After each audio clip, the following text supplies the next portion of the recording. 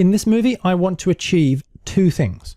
One, I want to show you how we can rotate an object around the X, Y, and Z axes from script, and then also to show you how we can rotate or spin an object over time around a particular axis. So let's get started and looking at that. So for example, what I'm going to do now is to create a new script file by moving down here to the project panel, right clicking, choose create, and I will call this C# script, and I will call this rotate to, like so, and double click on that to open that inside MonoDevelop. So here we have MonoDevelop with our rotate to script, and it's looking absolutely fine. So the first thing I want to do is to rotate the object to a particular rotation. We saw previously how when I select the capsule in the scene, I can rotate an object by manipulating the X, Y, and Z fields here, but here I want to do that now in script. So the way to do that is, first of all, we want to get access to the transform component. Now I'm going to do that as I did before by creating a new private field, and I'll call that transform and this transform. And once again, in the awake function, we're going to get access to that component by choosing this transform equals get component, and I will say transform like so, which will give us access to the transform component.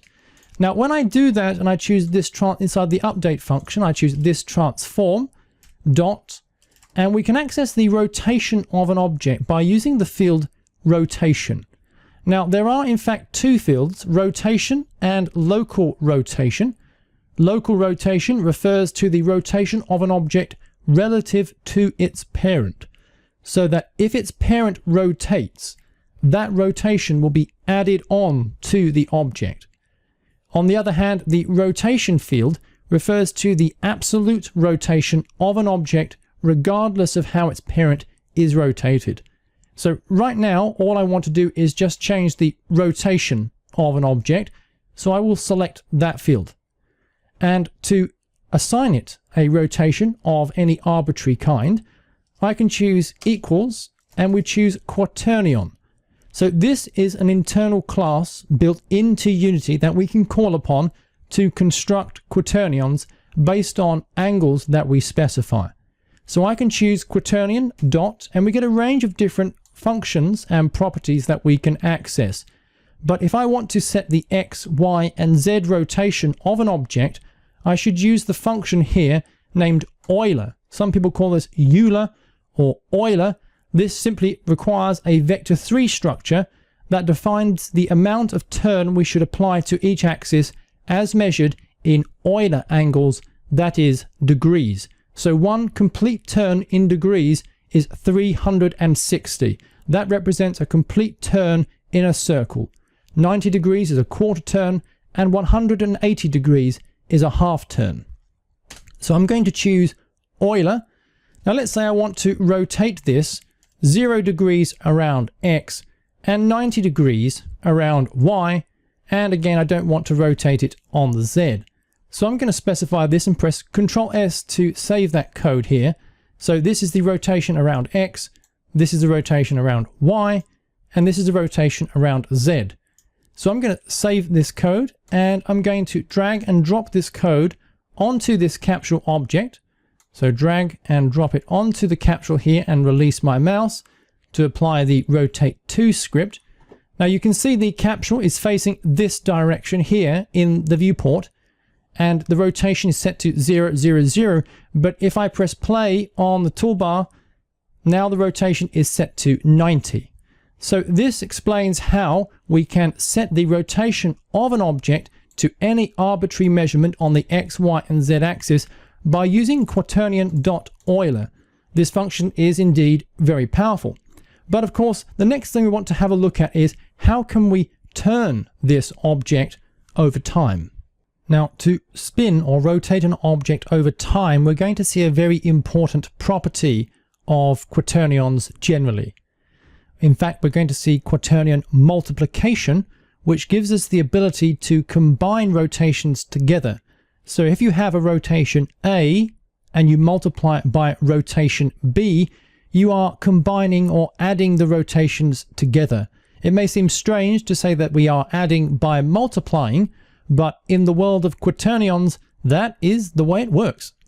So I want to spin this object around the y-axis by a particular rotation speed. So instead, what I'm going to do to this class to make an amendment is move up here to the top and introduce a new variable.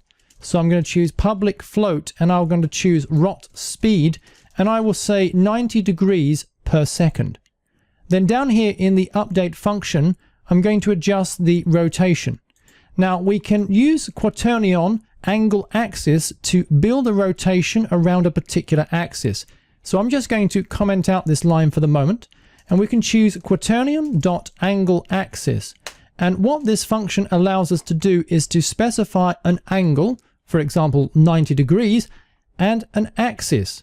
So in this case, the axis represents a vector that defines the pole or the center around which rotation should occur. So for example, if I want to rotate around the y-axis, that is the up vector, then I would specify a vector 3 of 0, 1, 0. It would be 1 in the y component to indicate that that was the axis around which I should rotate. If I wanted to rotate around the x-axis, the value would be 1, 0, 0.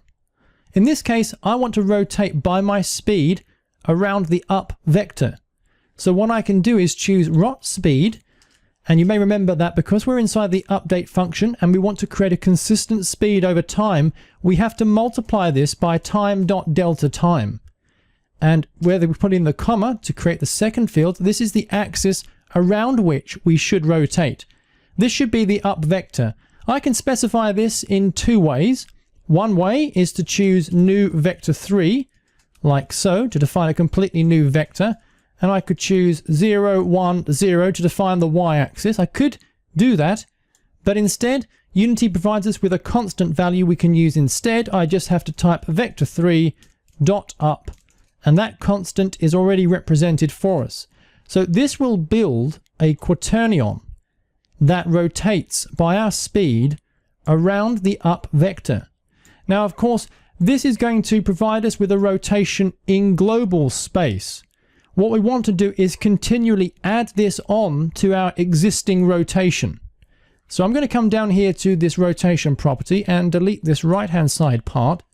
And I want to say, take our existing rotation, whatever that is, and add on this new rotation. So we want to combine it. And remember that quaternion addition happens through multiplication. We combine quaternions together through multiplication. So I want to say multiply equals, in order, that is, take the existing rotation and multiply onto it this new rotation, like so. And this now will allow us to spin the object continually over time. But, well, let's not take my word for it. Let's test that. So I'm going to go back to the Unity editor here and allow this code to compile. And when it does so, you can see that we have our new rotation speed specified here, so that we have the ability from the object inspector to change the speed. I'm going to press play on the toolbar, and now you can see that the object is rotating. That rotation continues to accumulate, and notice that as we loop around and go in a complete circle, Unity has the know-how to wrap the angles in the Y component, so that as we pass 360, it wraps around again to angle 0 in a complete circle. This is the power of quaternions to continually rotate an object over time. This is a very important ability.